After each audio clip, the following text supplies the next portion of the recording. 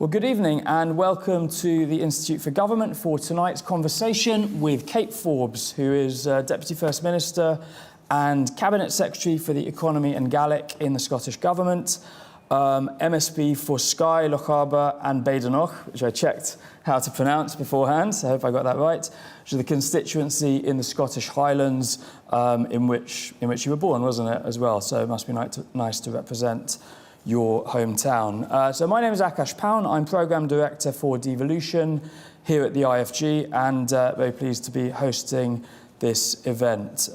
Thanks very much for joining us, Kate. Thanks very much. Well, there's not many things that would have got me out of bed at 4 a.m.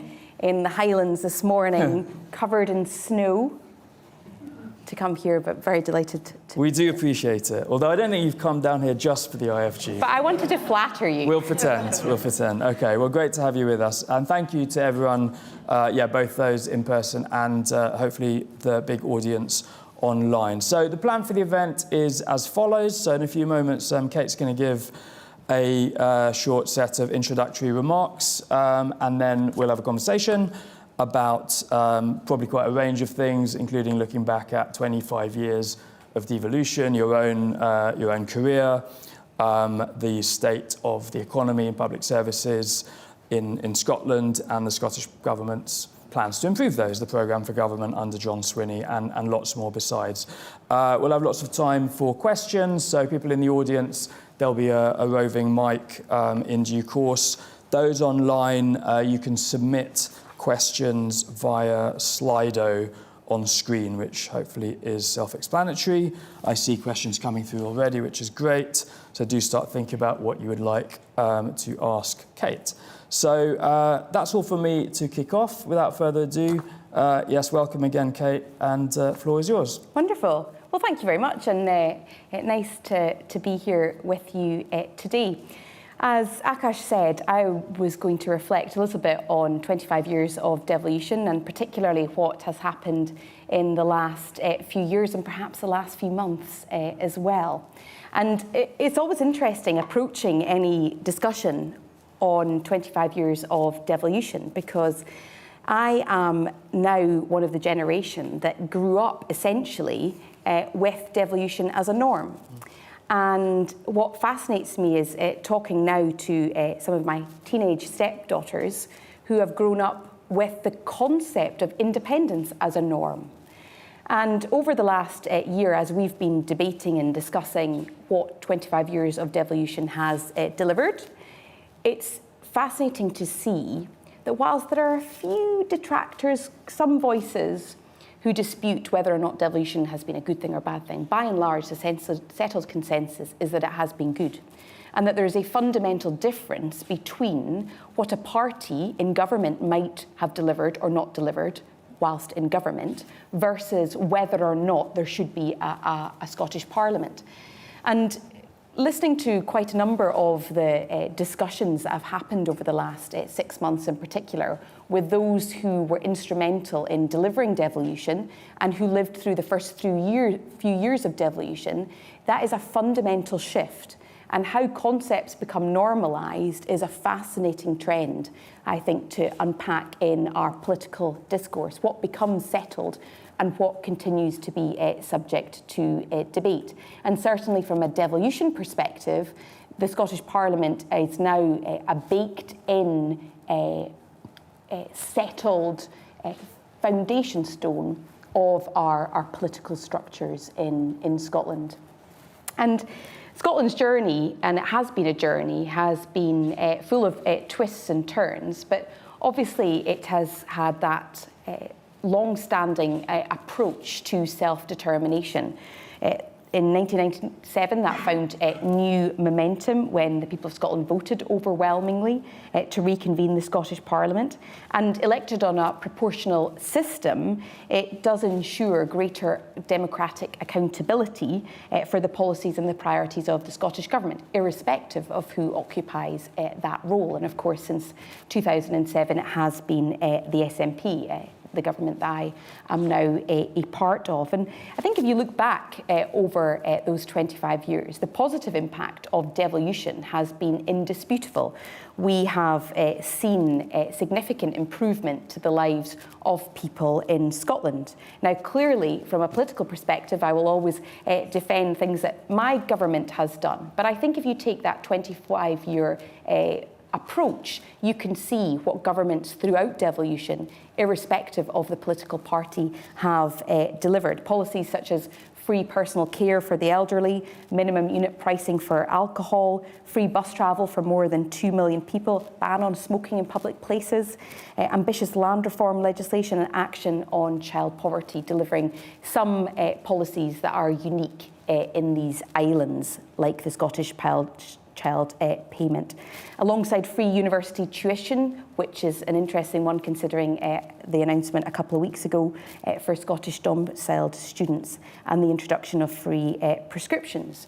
And so my view certainly is that Scotland has benefited from devolution. And there's some other interesting measures as well in terms of our economy outperforming the UK in growth, in GDP per person growth, in productivity, earnings growth, and in foreign direct investment, in terms of Scotland in 9 out of the last 10 years outperforming everywhere in the UK on foreign direct investment, with the exception of London. So there are a number of measures, but quite clearly when it comes to a lot of the economic drivers, we still are seen as part of a wider UK economy, with all the challenges that we have seen over the last few years in terms of low growth, persistent levels of geographical inequality, as well as our trade and competitiveness being hit.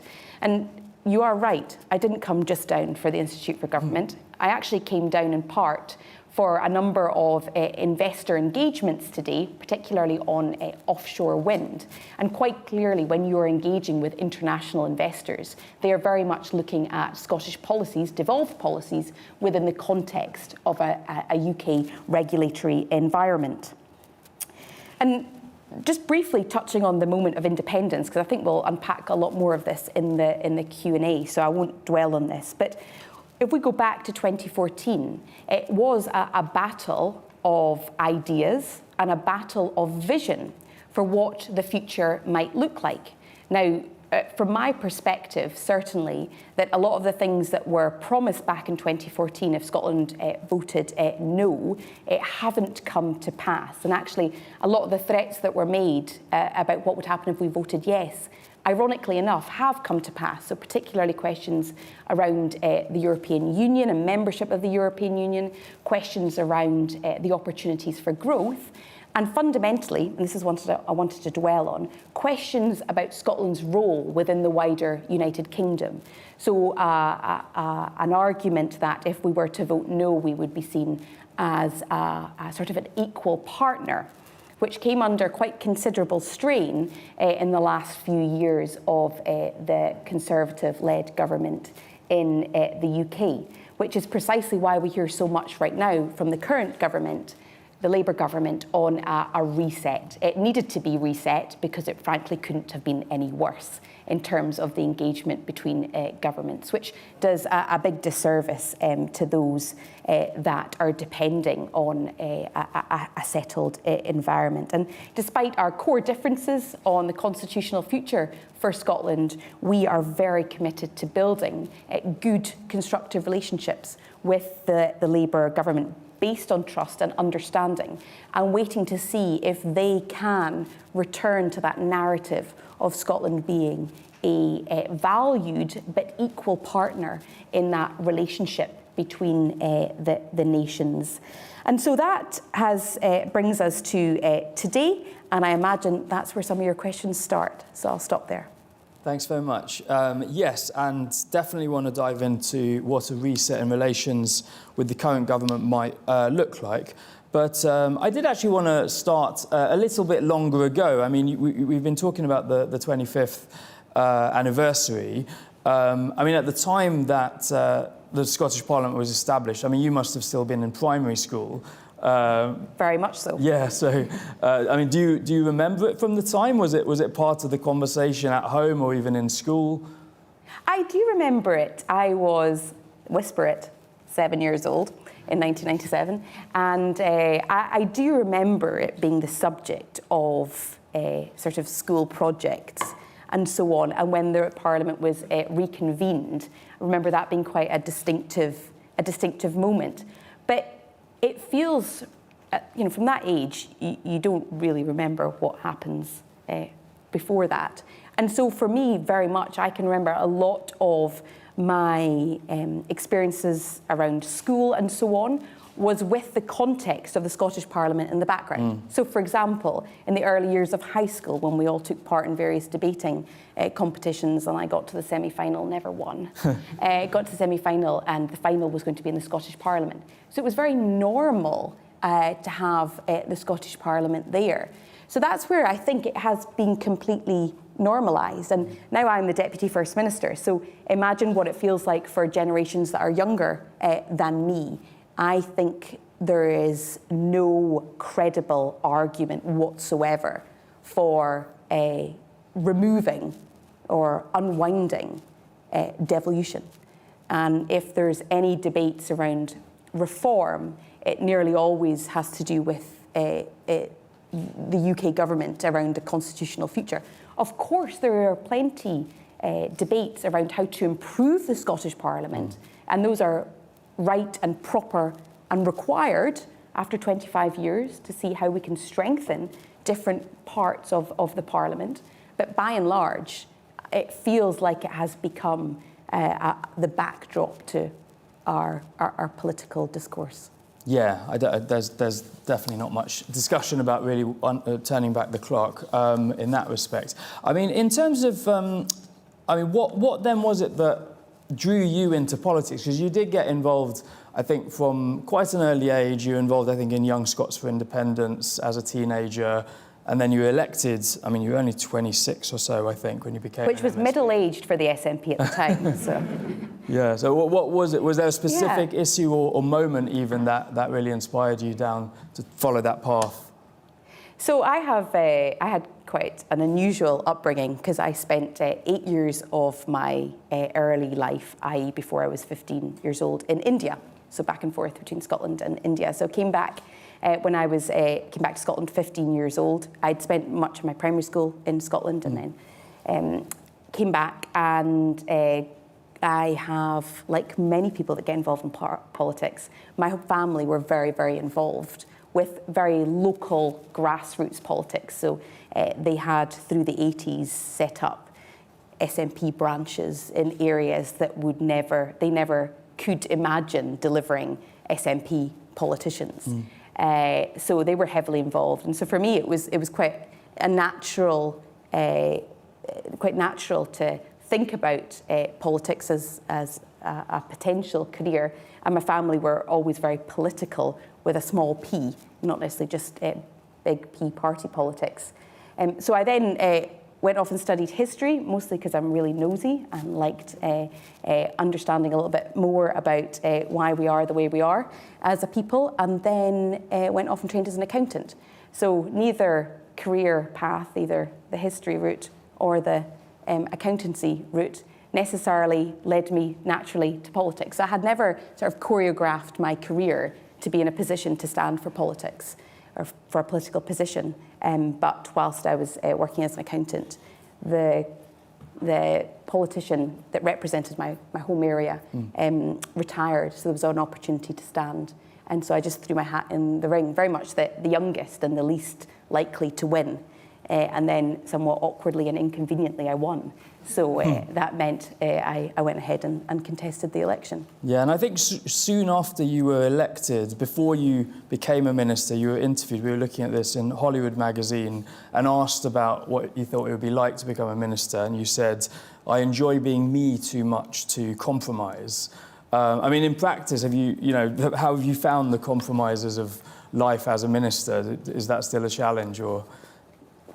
Politics is a team sport, isn't it? It's a team sport, and therefore, by its very nature, to work alongside people, you do have to compromise, and it works both ways.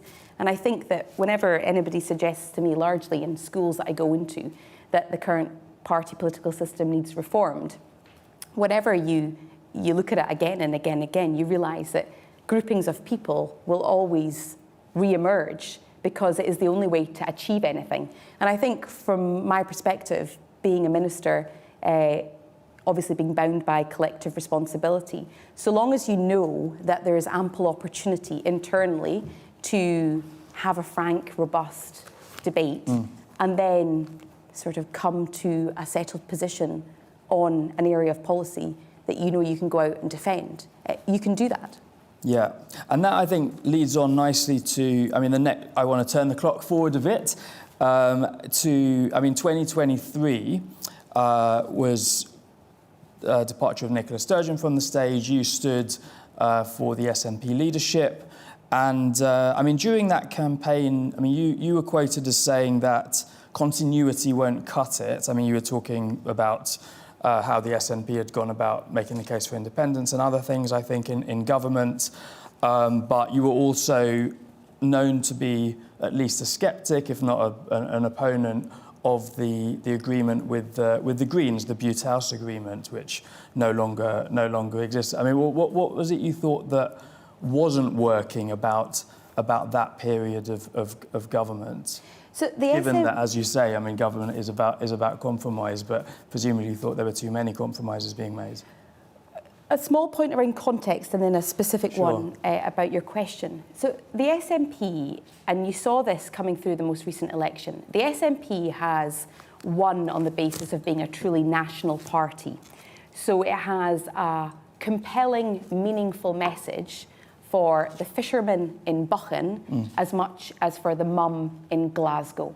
And as somebody who represents the Highlands and Islands, I recognise that it was just as compelling a message in my neck of the woods as it was in the middle of some of our urban centres. And that has been the route to re-election time and time again, certainly since 2007. And I think we win on the basis of our manifesto. Now, the Butte House agreement was obviously an agreement between two parties, and my view was that we had to make sure we were still giving that compelling message that would be just as much a priority to every community in Scotland. And from a rural perspective, I felt like that wasn't always the case with the Butte House agreement. I felt like in rural Scotland particularly had felt a little bit like they were that they weren't being listened to. So there was an example with highly protected marine areas where I had little 6-year-olds approaching me going into their schools on the Isle of Raasay, for example, asking why the government was going to ban them from swimming off their coastline. So when those questions were being put, you realised that we had to, in order to continue to win and have a message that was relevant, compelling, and spoke to people's priorities, I thought we had to get back to our manifesto. With that comes all the challenges of minority government. Yes. But at the end of the day, you have to be careful. You don't speak just internally to the political bubble. You ultimately have to speak to the people, because it's when you stop speaking to the people that the people tell you, well, they might have got a better alternative. So that was my point there. And I think actually... And is that how it's worked out in practice now, that you're part of the government again under John Swinney without the Greens as a minority? Overall, are you kind of happy with that trade-off, that you're now able to shift those priorities a bit, even though you run the risk of losing votes on budgets and legislation and so on? Well, John Swinney, to quote him almost directly, although let's say this is a paraphrase, has said that he wants to govern from the centre-left in the mainstream of Scottish public opinion. And that seems to me like a good place to be, because it allows us to speak to that fisherman in Buchan as well as to the mum in Glasgow. And we've obviously come through a very difficult election, which we may come on to talk about. But I think that what we are seeing consistently, and you see it in some of the polling figures in particular, is that John Swinney is one of the most popular political leaders. I think the feedback I get is that people feel we are speaking the language that the SNP spoke in the past, that won us so many different elections. And if I take just my rural area, if you go speak to the fishermen or that 6-year-old in Razi, they certainly feel like rural interests are far more prevalent in the government's work. Okay, great. Yes, we may well come on to election and the future, but I'm keen to turn now to what the government is actually focused on. I mean, so in the new programme for government published, I think in September, the Scottish Government set out 4 priorities, so child poverty, the economy, climate change and public service performance. So if we've got time, I'm keen to go through those in turn.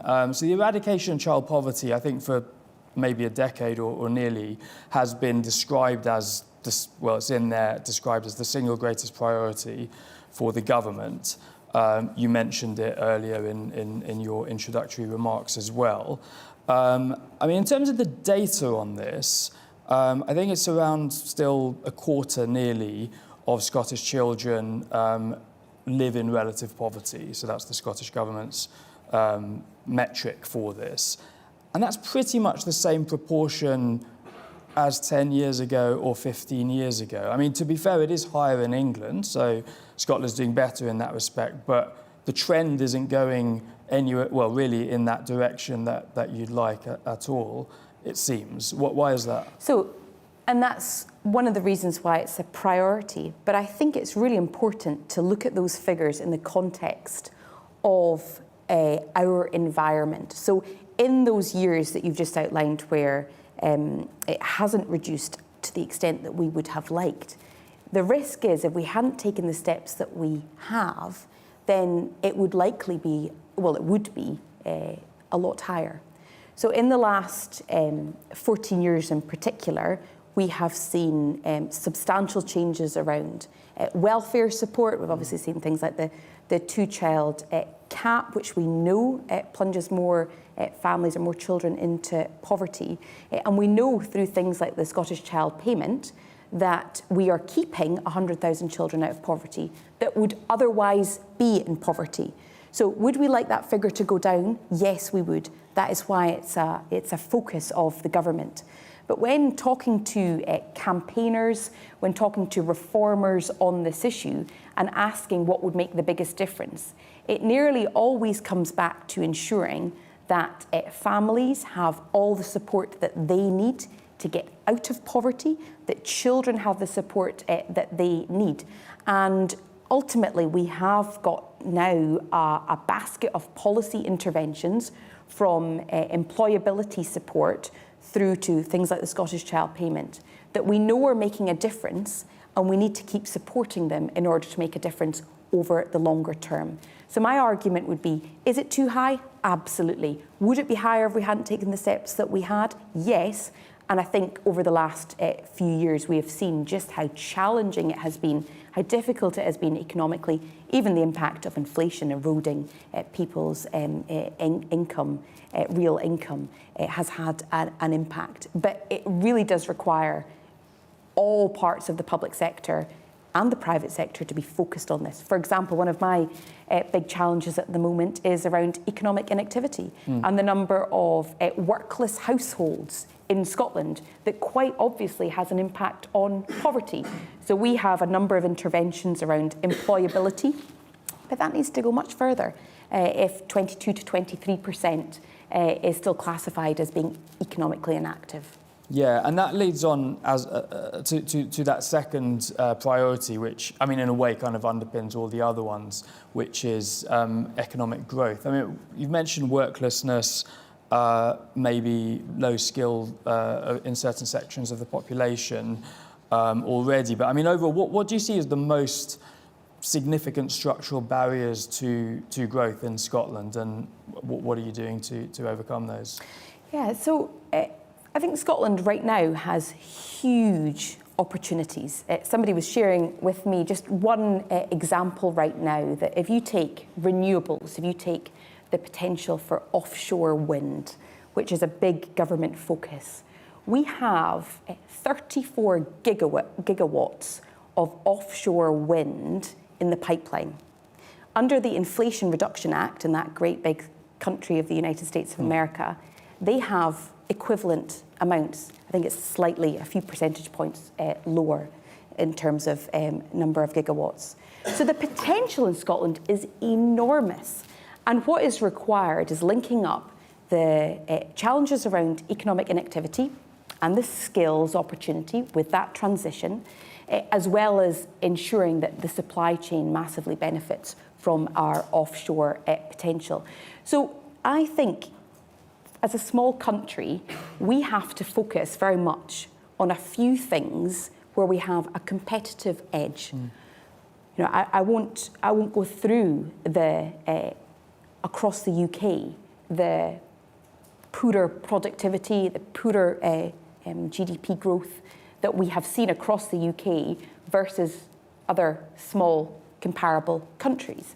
So we know that we need to do more. We know that the potential outstrips the performance. And therefore, from my perspective, it's looking for a few big opportunities that will really transform the Scottish economy, particularly as we transition away from fossil fuels and look at offshore wind and other sources of renewables. We have a first mover advantage in floating offshore in particular, huge opportunity, but we've got to make it count. It's got to have an impact on households across the country. But the big issue that developers put to me is around skills. So they say you've got the opportunities. You know, as a government, we're quite supportive. They know what the policy environment is. Okay, there's some regulation that we need to ensure we're lined up with the UK government on because energy is still reserved. They know all that, but they say with unemployment at all-time lows, with employment where it's at, where are we going to attract the skills? And there is a much bigger question there about how to ensure that Scotland has an immigration system that works for it as well. But ultimately, what relevance does offshore wind have to the question you just put to me around poverty? Well, it's about skills. It's about ensuring that those huge renewable opportunities create jobs that essentially share wealth across Scotland more fairly. And we have now, I mean, you mentioned already the relationship with the UK government. We've got a UK government that's talking very similar language. Its number one mission is growth. One of its other top missions is that transition to green energy. What scope is there and what actual practical change have you seen for stronger partnership working between those two governments? It was a big commitment of Keir Starmer. The Labour Party in its manifesto spoke about that reset of relations.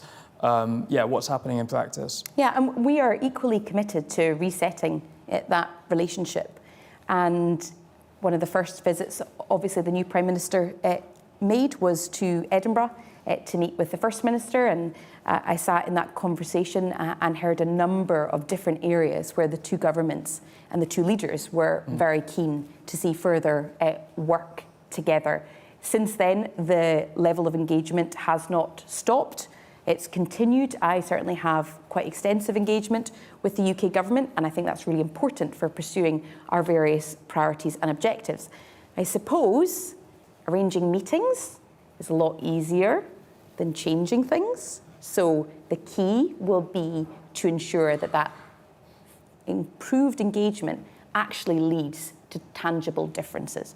So I used immigration as one example where we do know that under Jack McConnell, so it's not just something the SNP have been in favour of, there was a distinct Scottish approach to immigration, a Scottish visa. We have been working and put to the UK government a pilot, for example, on a rural workers visa, where we have quite extreme levels of depopulation in our rural areas. And so that is sitting on the desk of the new UK government. There's been some different messaging coming from the UK government in terms of their support or not for a Scottish visa. So these are the things where we'll be able to test that relationship and terms of whether they are willing to do things that are distinctive and that really meet a need in the Scottish economy. Yeah, that's a really interesting case study of something quite innovative that was trialled in the early years of devolution, as you say, but then I guess fell away. I mean, more recently, though, I think there have been a couple of kind of concrete examples of that reset or that collaboration, not just the meetings. I mean, there was joint deal to support Grangemouth or support its transition from being an oil refinery between the two governments, which I think you were one of the signatories of. So, I mean, is that maybe, perhaps the biggest example of what a new partnership could look like? So there has been quite extensive engagement over the future of Grangemouth, and that example in particular was the Falkirk and Grangemouth growth deal. Yeah. So there are two essentially outstanding growth deals in Scotland. One is Falkirk and one is Argyll and Bute. And to the credit of the UK government, they have come through on both. So these were commitments that were made by the previous Conservative government, and the new Labour government has continued to support them. In fact, on the Grangemouth example, has actually increased the funding in terms of supporting the refinery. So yeah, those are very tangible, obvious examples where we're both sitting at a table signing things. So that, to my mind, hopefully gives a strong signal about our willingness to work together in the best interests of the people of Scotland. And I think the people of Scotland take heart from that. Yeah, and I mean, you mentioned, obviously, seeking greater investment into Scotland. That's part of the reason you're down in London. I mean, do you think, looking back over the past few years, of course there's things you would criticise the UK government for in terms of how it dealt with devolution and its part in maybe a poor relationship. But do you think the Scottish government's focus on independence, constitutional change, all the uncertainty that's created has been off-putting for investors in the past, who obviously want certainty often first and foremost? Yeah, I think that investors in the UK have lived through an unprecedented level of uncertainty in the last few years. And one of the ironies going back to the debate in 2014 was that no campaigners said that yes was the route to uncertainty. And actually, no led us to a Brexit vote, which obviously democratically was at odds with how the majority voted. It has then, not through the fault of the UK government, we've come through a period of huge challenge with COVID and then with spiralling inflation. So actually the story of the last 10 years, and don't get me wrong, I'm not putting all those things at the door of any government, but I think the story of the last 10 years has actually been one where there's been a distinct lack of certainty. And the opportunity now is to work with investors to demonstrate that Scotland is open for investment, it's open for business, it has some of the biggest economic opportunities across the world, and that we are an investor-friendly country. That is the message I've been communicating both one-to-one, but also as much as possible in the media. And I think that is one of the routes that by which Scotland will prosper, irrespective of its constitutional position, because of the level of uncertainty in the last few years is anything to go by. I think now is a time for working with investors to have a more stable regulatory environment in particular. That's what they're looking for. And that's what we're keen to work with them to deliver. Okay, cool. So we'll open up to questions shortly. A couple final things from me, though. I mean, first of all, so we've talked about the economy, we've talked about net zero. I mean, you've previously said things such as on the transition to net zero, such as you can't cut off oil tomorrow. You've sounded a bit of a cautious note on the speed of that transition, albeit, yes, you're committed to that ultimate objective. I mean, do you remain concerned about those tensions between the economic and environmental objectives, and how are you ensuring you're getting that balance right? So I think I'm very consistent with the position that the union's take on this, which is that we all believe in reaching net zero. In Scotland's case, that is by 2045, that we have an approach to getting to net zero. But you have to take people with you, and you cannot tell, a dad with 2 kids who works in the North Sea that he's losing his job tomorrow, but don't worry, there'll be another job in 10 years' time if you can just hold on. It doesn't work that way. You cannot tell the next generation that there may not be any jobs for them immediately, but there will be jobs in the future. So we need to work doubly hard at creating those new jobs, creating those new opportunities, which is where my whole approach to investment comes in terms of offshore wind and the renewables, and at the same time work to reduce our reliance on fossil fuels. But I suppose in this regard, I know what our destination is, which is to get to net zero, yeah. but I'm a realist. Yeah. Do you think maybe with the either UK government targets or indeed Scottish government targets are moving too fast? No, I don't think they're moving too fast. I think that we can get to net zero by 2045, but I am absolutely convinced that we need to do that in a way that doesn't impoverish people. Okay. And it's one of the sore points perhaps in rural Scotland, where they feel at times like they take the biggest brunt of some of the challenges around net zero. And my point is that they actually should be the recipients of the benefits of getting to net zero. It should create more jobs, not lose us jobs. And when it comes to, for example, decarbonising housing in an area which is still largely off-grid, we need to work with them to support them rather than just placing huge burdens on individual properties. We have astronomically high levels of fuel poverty in some of our islands particularly. And so the answer is not to say to them that we're going to lumber them with greater challenges. The opportunity here is to work with them to get to net zero. Great, okay. Very final one for me. Public service performance, 4th key priority in the programme for government. Biggest one probably, as in other parts of the UK, is the NHS. So waiting lists in Scotland, I think, reached an all-time high of around 700,000 people this year. NHS Scotland is also apparently treating fewer patients than before the pandemic, with 10% higher spending per capita in real terms. So there's obviously an issue with productivity. What's your plan to improve NHS and maybe wider public service productivity? So the first point is that we do have a plan. And we know that the NHS has been through a difficult time.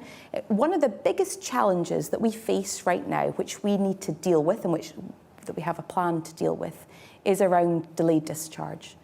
So the fact that we have people that are in hospital beds that should be receiving care either in the community or in care homes and so on. John Swinney has been on a mission particularly to try and reduce the number of delayed discharges, because if you can reduce the number of delayed discharges, then you free up the rest of the system. Whereas if you have people occupying beds that could otherwise be occupied by others, then quite clearly that has a knock-on impact, including on the waiting times that you reference. We have had the advantage of no strikes in Scotland because of faster settled pay deals. And we also have some really strong metrics that reflect the hard work of our nurses and doctors, particularly around A&E, but we need it to be better.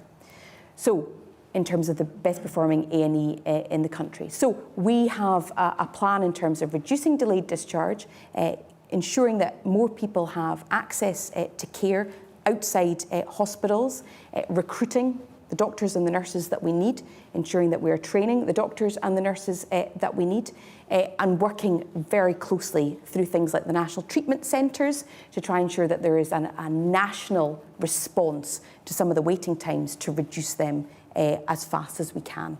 Okay, thanks. Right, so at this point, I'm very keen to invite questions. So there's a microphone at the back. I can see, hand there, and then here, and then here. We'll take the 3 together, if that's okay with you, Kate, Yeah. Cheers. Hi there. It's, and if you don't mind, say who you are. Yeah, thanks. Lucy Dunn from the Spectator magazine. Hi, Kate. I just wanted to ask briefly, currently there's some controversy just now around Stephen Flynn's decision to stand in Hollywood in 2026, and if he were successful, to continue on as both an MP and an MSP. Firstly, is Stephen wrong to suggest that he can double job? And secondly, do you think that he's handled the whole matter poorly, and has he lost the support of the Hollywood group? That was about 4 questions. Knowing there were journalists in the room, I knew I didn't have to ask about that issue. So yeah, it was a gentleman here. Just following on the NHS point, if the assisted dying bill goes through Westminster, do you support the principle of it, and do you have concerns about the impact on the NHS in Scotland? Thanks. And sorry, who are you, sir? Andrew. Yeah. Andrew. So yes, that bill is England and Wales only, isn't it? But there's a separate members' bill in Scotland. Interested in your thoughts on that. And then, yeah, gentleman here. Liam Hamilton. Thank you, Kate, for a very thought-provoking address. Right at the beginning of your remarks, you laid claim to radical land reform as being one of the achievements of the SNP in government. I'm wondering, particularly in the light of an article only today in The National by Andy Whiteman, a long-time land reform campaigner, in which he suggests that land ownership in Scotland has, if anything, got more concentrated in the years of devolution, suggests that the Scottish Government's latest bill, introduced in March, will do little to change any of this, and also cites the lack of control over the Crown estates, i.e. the continental shelf, which I think is very relevant to your plans for renewables. I wonder, in the light of that, whether you think radical is a fair description of the achievements of the Scottish Government in land reform. Thank you. Thank you. Great. Brilliant. Questions there for you, Kate. Well, I'll take them in reverse order because that question prompts me to say that radical land reform, I use that word because actually it was only through devolution that we had any meaningful land reform, in my view. But what we've seen in the last 25 years, I think, is the need for further reform, which is why the bill is going through Parliament right now. And it is at the very early stages. One of the what will that do issues, exactly for those of us? So amongst its most radical proposals is that when a large land owner goes to sell land, he is required to consider, or the ministers are required to consider, whether it should be sublotted. So it should be reduced into smaller packages. And that secondly, should have regard to whether or not a community should purchase it in the first instance. But one of the reasons why I think we do need more land reform is what we've seen in terms of the rise in different land owners. So we've seen the rise of, for example, green lairds. So large corporates who are conscious of their need to keep their clients or their customers happy by proving that they're doing the right thing environmentally, by large swathes of the Highlands, plant trees, clear it of people, and that proves that they are doing their bit for the environment. In the meantime, all the people that they sacked in a depopulating part of the Highlands is left looking for new jobs. So that rise of green lairds, I think, is an issue of significant concern. I see in my own constituency, if you stand at one particular point, you look round, almost all the land you can see is owned by household names in terms of major international corporates. And that gives me significant concern. And I think a new land reform bill does need to recognise how things have changed in the last, and it may be one of the reasons. I haven't actually read the article that you cite from Andy Whiteman, but it may be one of the issues that he's contending with. On assisted dying, there is, you may be aware, a bill going through the Scottish Parliament on assisted dying. It's been proposed by the Liberal Democrat MSP, a Liberal Democrat MSP. It's going through, I think, the committee stages at the moment. I personally have never seen a bill that gave me sufficient confidence that the most vulnerable in society would be protected. So in terms of the other bills that have been proposed, I look around other jurisdictions in the world, from Oregon through to the Netherlands and Belgium and so on, and I've never seen a proposal that sufficiently protects the most vulnerable. And so I would have quite significant concerns about an assisted dying bill and what it would mean in terms of even if there were safeguards in any bill, the fact that it exists puts pressure, I think, on people to even consider that as an option at their most vulnerable. And in terms of the Stephen Flynn, I left the easiest one to last. I obviously, the point around dual mandates is a question for the National Executive Committee in the SNP. They have obviously taken a position in the past, and I really do think it is a decision for them. And I'm not going to make a comment on whether that is right or wrong, because I don't think it's fair as Deputy First Minister to express a view on what an issue that should be for the National Executive Committee. I value both of them. I think I've said already that Stephen Flynn would be a brilliant asset to the Scottish Parliament. Audrey Nicholl is currently a brilliant asset to the Scottish Parliament. She has been a brilliant convener of the Justice Committee. I think anybody that has watched the engagements on the Justice Committee will have seen the expertise that she brings to that role because of her previous career. And it will be for local members to determine who they wish to see represent them. So I think that would be my comments about that. Thanks. Okay, thanks. Great. I'll take another set of questions if there are some in the room, and then I will go to the online. So, yeah, I saw familiar hands in the front, Jill Rutter, and then, yeah, I'll come to the chap at the back. Hi, Jill Rutter. I'm interested in whether the reset with the Labour government extends to having any conversations with the Scottish government about its other reset on Brexit. Okay, very interesting. Thank you. Yep. And Matthew Fright, Institute for Government. There's been some criticism from opposition parties in government. The SNP has overseen a period of centralisation of power in Edinburgh. Scottish Labour has advocated devolution within Scotland, for instance, to metro mayors in Scottish regions. Do you think there's a case for such reforms?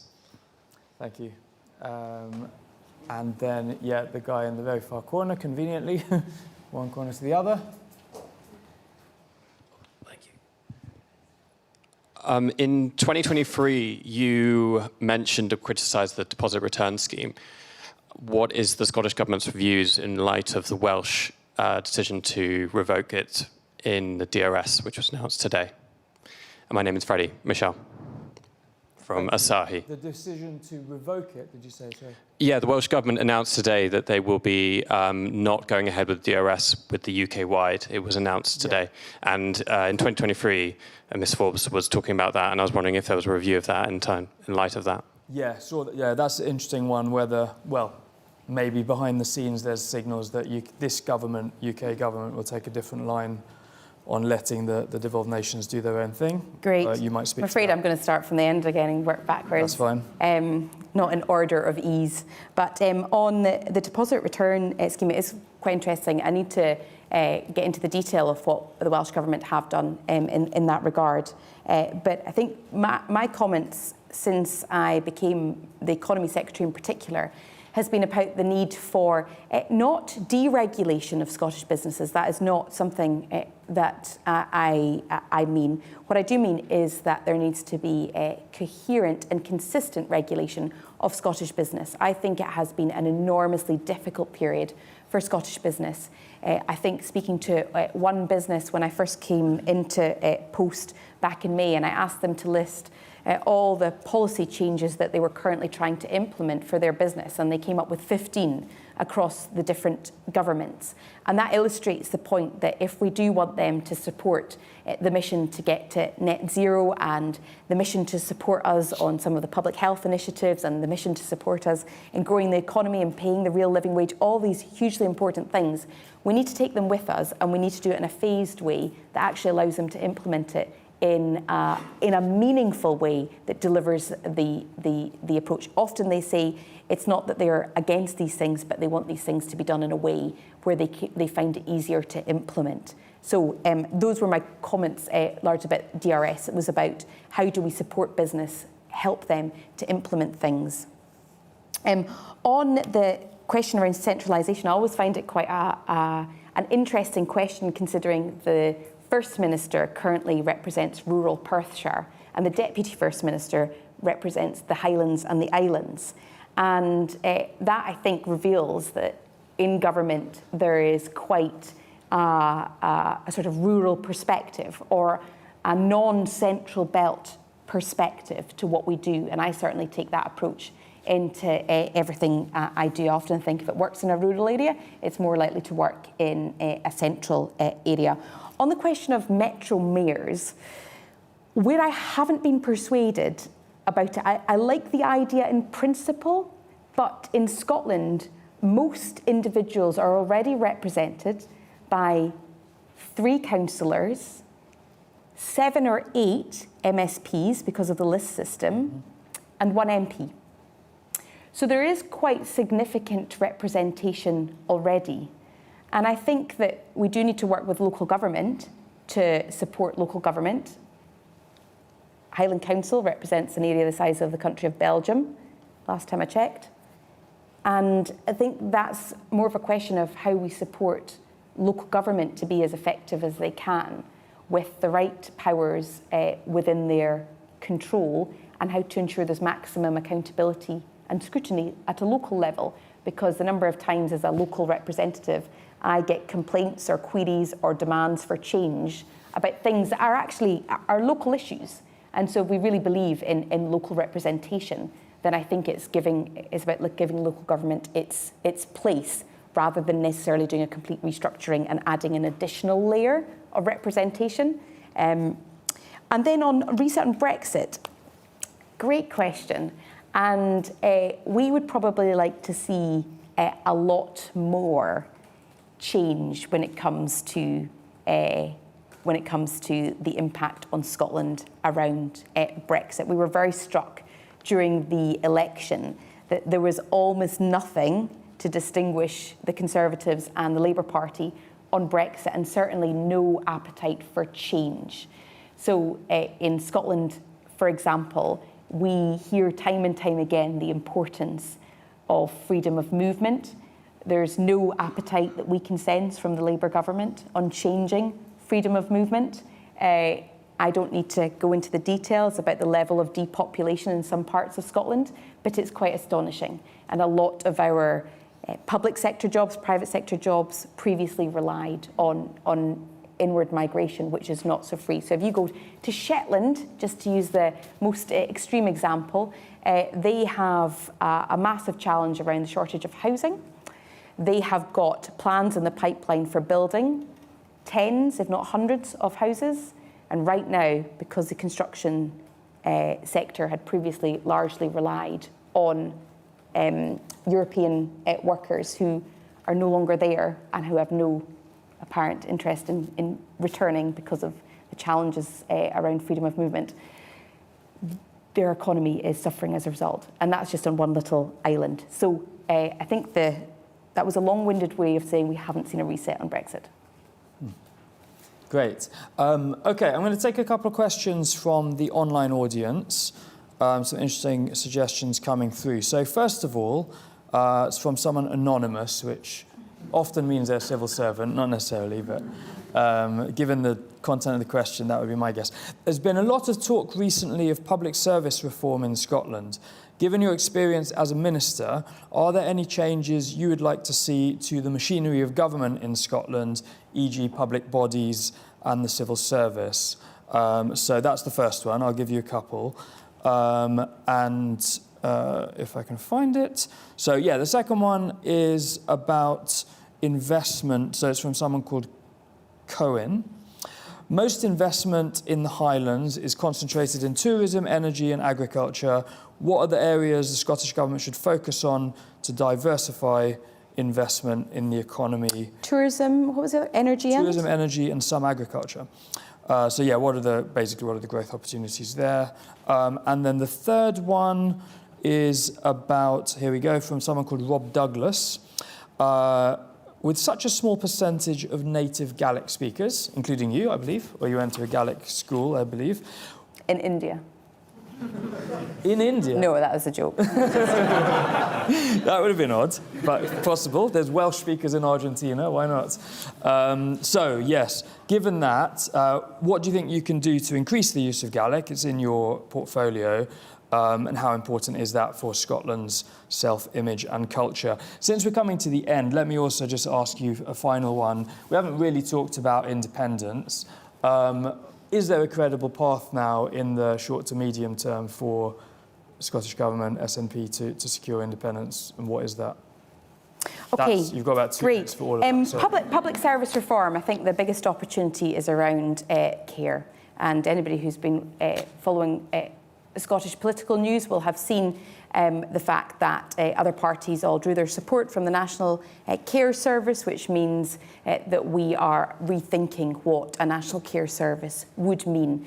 And that came from the Feely report in the aftermath of COVID, which basically highlighted one of the biggest challenges in the Scottish care system was the inconsistency of standards of care across the country. And I see that from a rural perspective, where we in the Highlands have some of the highest levels of delayed discharge, precisely because of a less robust, resilient and widespread care sector in the Highlands. And so the National Care Service was designed to try and ensure there was a consistent level of care across Scotland. The parties have pulled their support. We are in a minority government, so we are currently grappling with that and considering what we do next. But the bottom line is that we won't let care users down, and there will be action by the government in ensuring that we do our level best to meet the ask of consistency of care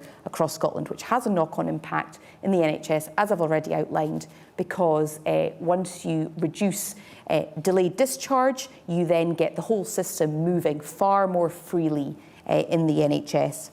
In terms of the investment in the Highlands, obviously tourism, energy and agriculture are all vitally important sectors, but there's fascinating things happening in the Highlands around, for example, life sciences, around technology. Some of the tech sector in Orkney, Kirkwall in Orkney, has some of the most exciting tech businesses in Scotland. Who'd have thought it? So there is a lot of innovation happening in these sectors, and I think particularly post-COVID, where people realised they could work from anywhere, there was a lot of people who chose to relocate to the Highlands, put their kids into the local school, support the local economy, all great. And there is a lot of innovation in other sectors. On Gaelic, in the most recent census, we saw for the first time in the census an overall increase in the number of people who said that they had Gaelic skills. But that was matched perhaps by a disappointing trend in areas where it was traditionally spoken, where we saw for the first time in areas like the Western Isles a reduction just below 50% of the population speaking Gaelic. So whilst it's good news that more people are learning and speaking the language overall, clearly if you lose it from these traditional areas, when the frontier recedes, you can never reclaim it. So when you have when you have a community that loses it as a working, living, daily language, it's very difficult to retain. So the whole point of the Gaelic bill that's going through is to designate these areas as areas of linguistic significance, which would prompt additional responsibilities on public bodies to support Gaelic speakers in that area. And obviously, whilst we treat Gaelic as a language, at the end of the day, the people that speak Gaelic want housing, they want to access the NHS, they want good, resilient transport services. So it's all about supporting repopulation of those areas or retaining the population of those areas in a bid to support Gaelic. And in terms of independence, yes, there is a credible path forward. The 2 points I would make in that regard is that irrespective of what happened to the SNP in the most recent election, support for independence has largely remained resilience. So that illustrates, I think, that there is a significant component of the Scottish voting public who continue to support independence. I think the fact that the Labour Party recognised the importance of the Constitution illustrates the fact that you can't just ignore and dismiss people that support independence. But if those figures have basically fluctuated around 50%, give or take, then the opportunity for those of us who support independence is to try and increase those figures by illustrating a compelling vision for Scotland's future as an independent country. And I think what's fascinating, and this could be a whole session in and of itself, definitely, what's fascinating is that people voted for change in the last election. And if you look at some of the polling figures, I think the last Sunday Times poll for Scottish Labour saw that it had fallen by 7 percentage points, suggesting that they would return 29 MSPs. The SNP returned 51 MSPs. So, the Constitution remains live. The Constitution remains important, and it is really a battle of vision for Scotland. Well, we could definitely carry on. We don't have time, but yeah, maybe we'll do another event around the time of the 2026 election or beyond, when we'll see where the debate is going. So thanks so much, Kate. I've really enjoyed the conversation. Appreciate you coming to join us. And thank you to everyone who has tuned in and joined us in person here at the IFG. So there'll be a video and sound recording of the event up on the IFG website and YouTube shortly. There are drinks on the landing now for everyone in the room. Please do stick around and chat with us. All that remains is to please thank Kate Forbes in the normal way. Thanks.